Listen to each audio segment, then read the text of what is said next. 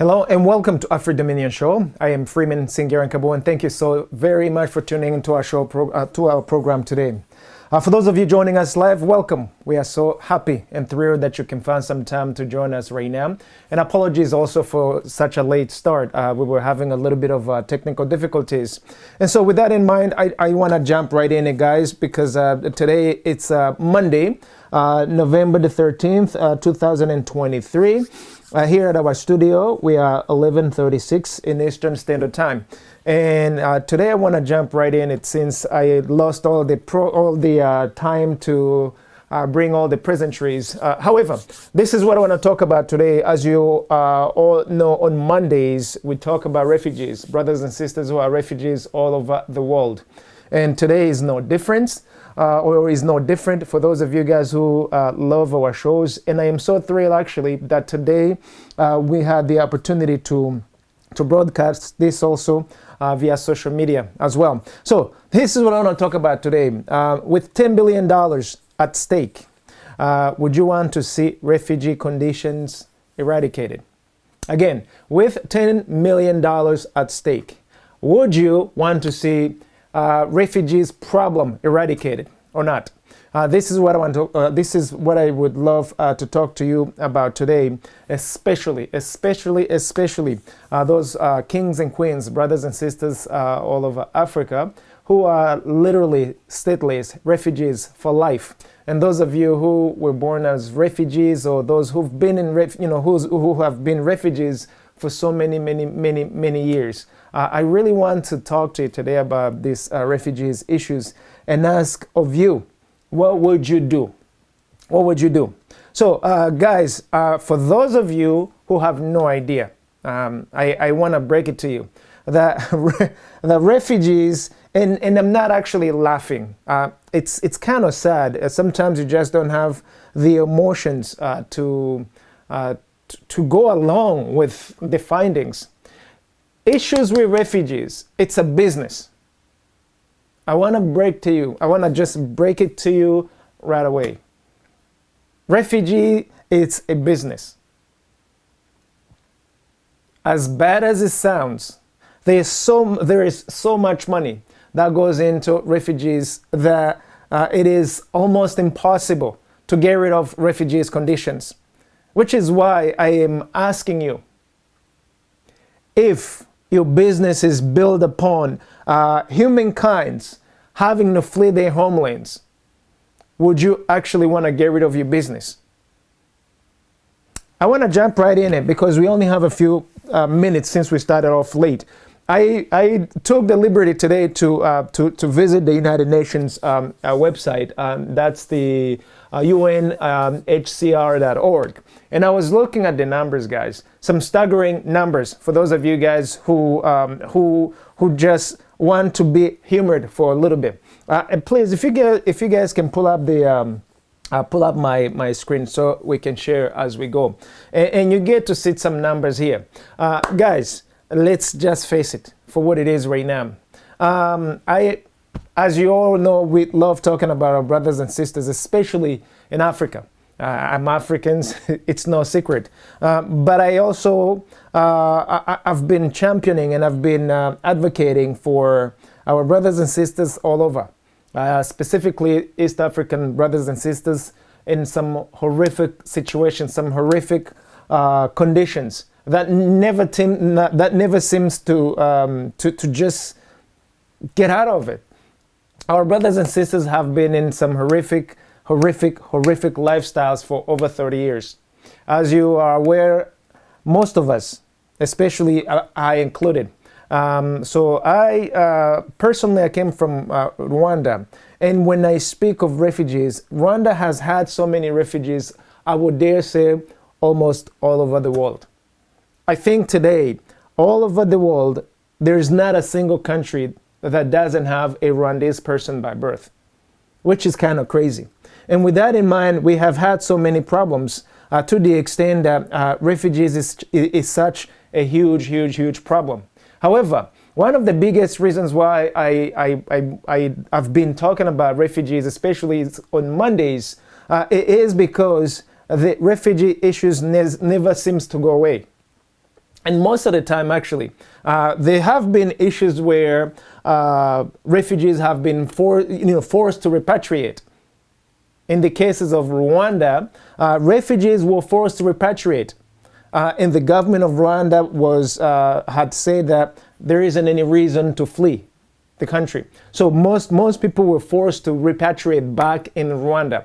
Others are still all over the world. They're still wandering all over. But I'm not just talking about Rwanda today. I'm really talking about refugees in general, which is why I want to jump right into some of the reports that I have been reading straight from their website. Actually, I'm not even gonna hide it because I found it a little bit of it's disheartening. It is disheartening to see that for some businesses, they're thriving because of refugees. While you're advocating for brothers and sisters all over the world to have better quality of life, to literally get out of harm's way. For others, it's actually means to maintain such conditions so that the business can continue. If you can just pull back that screen so we can look at the numbers right quick. I was just going over the expenditures of the United Nations High Commission for Refugees. Did you know that right now the United Nations High Commission for Refugees has a budget of over $10 billion. Just listen to me. They have a budget of over $10 billion to deal with issues of refugees all over the world. Now, of course, I would love to talk about every single case around the world, but because time is our enemy right now, I just want to talk about Rwanda. Mainly because that's where I'm from, but also we've been talking about the Democratic Republic of the Congo, warfare, issues of wars, all kinds of problems we've been discussing almost daily. But today, in particular, I want to just talk about refugees. And I want to show you guys some of the numbers that they spit out of here, especially money related, which is why I have asked you guys if you know that there is a $10 billion at stake. Would you get rid of conditions that actually cause refugees? In other words, when countries are fighting, when people are being displaced, be it internally displaced refugees or externally displaced refugees out of their own homeland or countries, why is it that we can never get rid of this disease? And what can we do to get rid of it? I want to let you know, I would submit to you that anytime human beings are displaced, there is absolutely death that's associated with it. There is a loss of life, there is a loss of properties, there is a loss of dignity, there is a loss of all kinds of problems, not to mention diseases. However, in all the grand scheme of the whole commotion happening, people still make money out of it. And that's one of the things that I want to really briefly talk about right now, especially to Africans. It seems like most of the time, issues in Africa do not really have much of values when it comes to how we deal with it. Generally, I'm not talking about 100%. So today, when it comes to issues of our brothers and sisters being refugees, can we really get rid of it? Can we stop conditions that cause our brothers and sisters to flee? That's really one of the things that I'm interested in bringing to your tables, brothers and sisters, you young people who may not know. I want you to see the page that we have here so that you guys can get a chance to see. So I was looking at the budget in 2023. Right now, the United Nations has a budget of over $10 billion. Look at what they had in 2022, $10.7 billion, okay? Global budget. In 2021, they had $9 billion, meaning every year, instead of the budget going down, meaning issues of refugees, instead of solution to come on table, we're actually having more problems meaning more wars, more reasons for people to flee their homelands. And I'm like, why? One of the biggest driver, I submit to you, is money. As sad and as bad as it may sound, money is one of the biggest driving force. There's money to be made anytime you have refugees. You have to build tent, you have to provide medicine, you have to provide all kinds of cares, and you have to, there's so much going on. I want to submit to you guys to check out the website here. And I do hope that that they won't have much of a problem with it, as talking about it like this. I was looking at West and Central Africa. Can you believe that in 2023, $914 million just for West and Central Africa alone? $914 million. Of course, I'm going to talk about Rwanda if you guys want to see. I was looking at the digits in Rwanda. Rwanda has $90 million. The budget for Rwanda is $90 million in this 2023, as you guys can see that. Now, with that in mind, I want to ask you guys, if you knew that your business, being that it's built upon people becoming displaced, people become violated, all kinds of horrific things taking place, would you still maintain your business? I don't even know if this isn't moral issues, but I've realized that as humankind, we no longer talk about morals, or morals are usually out of the windows when you put in money or when you associate money with it. And so I'm interested in seeing my brothers and sisters sleep well at night every day. I want to sleep nice. I want to sleep happy. I want to sleep without having to worry about guns. I want to sleep on a bed instead of the bushes. For most of you who have no idea, refugees live in the most horrific conditions all over the world. Now, African refugees in particular, they live one of the most horrific. The way they live, it's so bad in most of the area.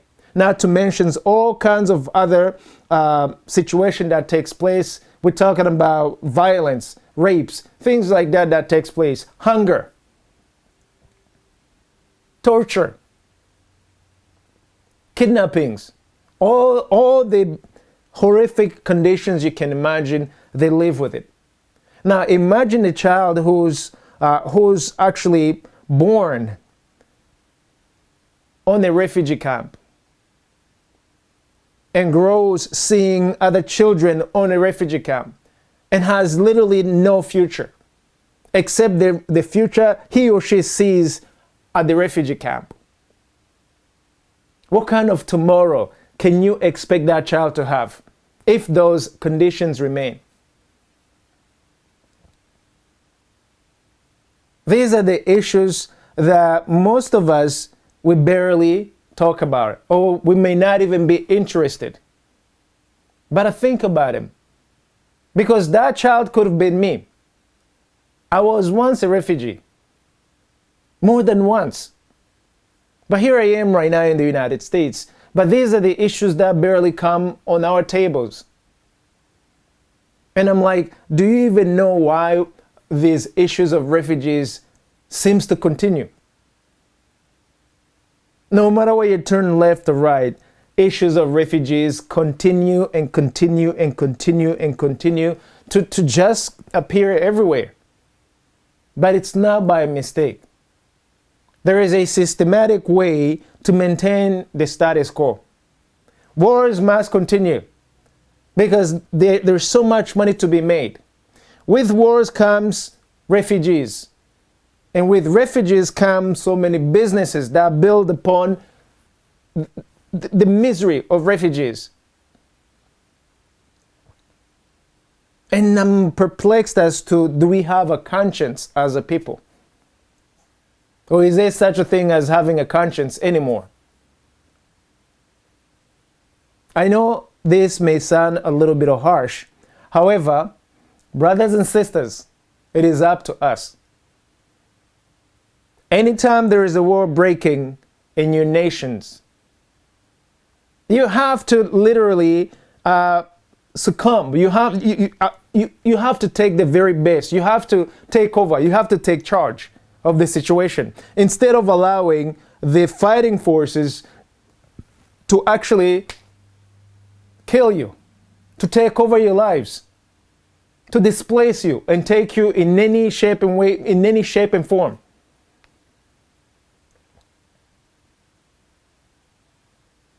I'm not that old, and I was introduced to this whole refugees issues in the 1990s, to be specific, in 1991. The first time I fled, and I remember, it is terrible.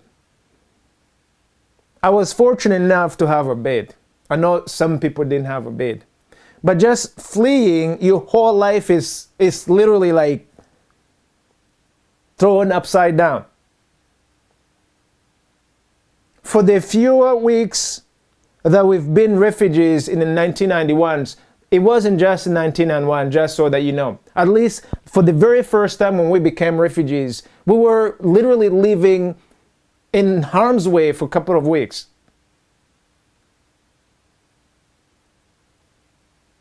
Like, the conditions of being a refugee, it's one of the most horrific experience one can wish another human being.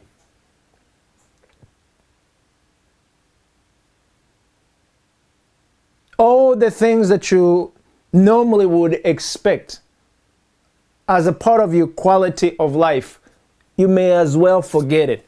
You don't have. Not to mention wars, not to mention guns, not to mention just all kinds of horrific conditions that you have to go through. And then you have people who do not necessarily have hearts, like they mistreat you. You may find trouble right where you are, and nobody comes to your help. Even when the help comes, it comes a little bit too late. All of that is something that refugees today live every single day. But none of this stuff is barely reported in these reports. But coming back to the whole issues of refugees, $10 billion at stake. Would you also be enticed by money and maintain the status quo? Maintain the conditions that keep on yielding more and more and more people fleeing their homes. Children becoming refugees for life. Being born in a refugee camp. Experiencing refugee lifestyle for life. What kind of life is that, guys? That's my question today. What kind of life is it?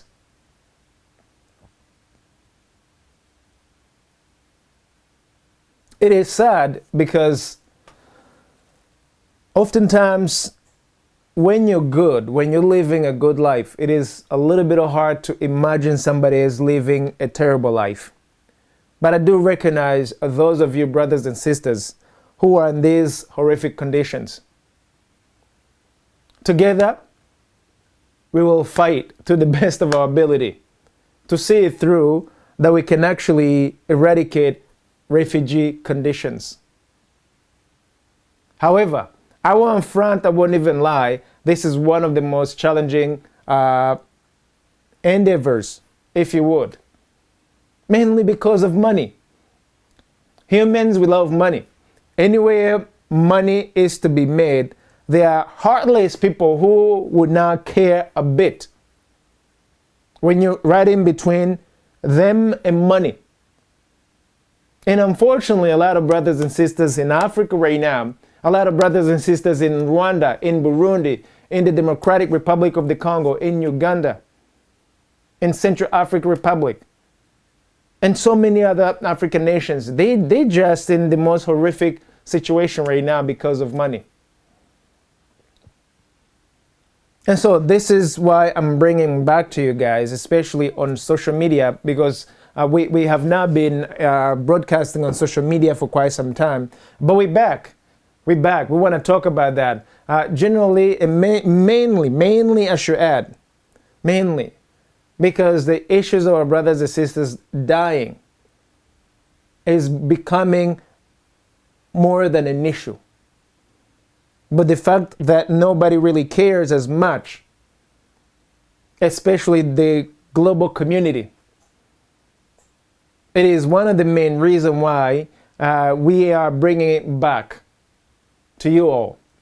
Because we know that some of you don't have access to televisions, especially external television from outside of your nations. We want to penetrate back to the social medias so that we can talk about these issues. So you can have a saying in it. This is your life. These are our lives. And if you don't have a life to live today or tomorrow, how can you expect to make a family, to have inheritance, to live a life that is not just a refugee life, a normal life, where you can think of going to school, where you can think of just having a family in your own home, things like that. In any case, guys, given that we started super late today, I was given just a few minutes of airtime, but coming next week, I am bringing back this issue 100%, and I'm bringing it all back with full force. I would love for you to take some time and go visit the United Nations High Commission for Refugees website and take a look at the numbers, because I want to talk about that next week when we come back. And in the meantime, my brothers and sisters in the Congo, please look after your brothers and sisters. There are so many refugees right now. So many refugees, brothers and sisters in the Congo, who are homeless, who are stateless, who are hungry, who are being killed, who are being raped and violated in all kinds of ways. And the world is silent about it. The world is silent about it because there's so much money to be made right now. There's so much money to be made because there is a war going on in the Democratic Republic of the Congo. And brothers and sisters, African brothers and sisters, to be specific, it is up to you, it is up to us to take charge of these issues, to take charge of getting rid of problems and coming up with the solutions. In any case, I'm being chased off my desk right now, but I really would love it that we can meet next time on Monday and talk about these issues. I want to invite you guys. I want to invite you to be proactive in finding solutions. Be proactive in finding solutions, because the lives of our brothers and sisters could easily be my life, could easily be your life as well. So with that in mind, guys, I am Freeman Singirankabo here at Afri Dominion. Until next time, I wanna bid you goodbye or good day or good afternoon. And for those of you guys who are just tuning in, check out the video. I was told that they put it on the website today. They put it on social medias. And Monday, I want to talk about this topic all over again with a little bit of a spin to it, because I really want to play with you guys. Many families are broken because of refugees issues. Many families are broken. Others will never see each other. And for the few of us who can actually be the voices for the voiceless, I really want to play with you, to take some time and speak on behalf of those voiceless families. Speak on behalf of them. No matter how little you think you are doing, it still makes an impact. So until next time, guys, thank you so very much, and I appreciate the team that gave us some time today, some airtime. And Monday, I promise you guys, we will come early and we'll make sure that we get to talk about this and in depth. Until next time, guys, I am Freeman Singiran Kabo here at Afri Dominion. Peace.